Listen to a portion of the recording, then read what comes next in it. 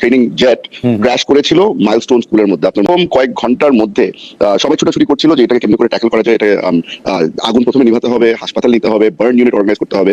এখন অনেক ধরনের অনেক মানুষ অনেক ধরনের চেষ্টা করেছিল, আমাদের দলের থেকেও অনেক মানুষ গিয়েছিল সাহায্য করার জন্য। কিন্তু একজন ব্যক্তির ব্যাপারে আমি আজকে বলতে চাই, এটার জন্য হয়তো আমাকে পরবর্তীতে অনেক গালি খেতে হবে, কিন্তু আবারও বলছি যে সৎ সাহস নিয়ে কথাটা বলছি।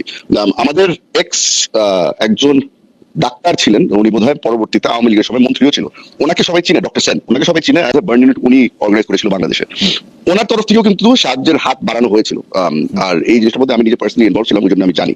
উনি বলেছিল যে দেখেন, আমি জানি যে একটা বিশাল অকারেন্স হয়েছে, I would like to help, যেভাবে হোক না কেন I would like to help. আমি এই মেসেজটা পাস অন করেছিলাম ইন্টারিম গভর্নমেন্টের কাছে।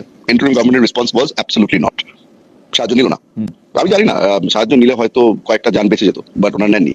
আগেন এটা হচ্ছে কি, ওই ঘাটটা আমি বলেছি তো বলেছি, করবো না, সো ওই সাহায্যটাও নেয়নি। এই ধরনের অনেক ঘটনা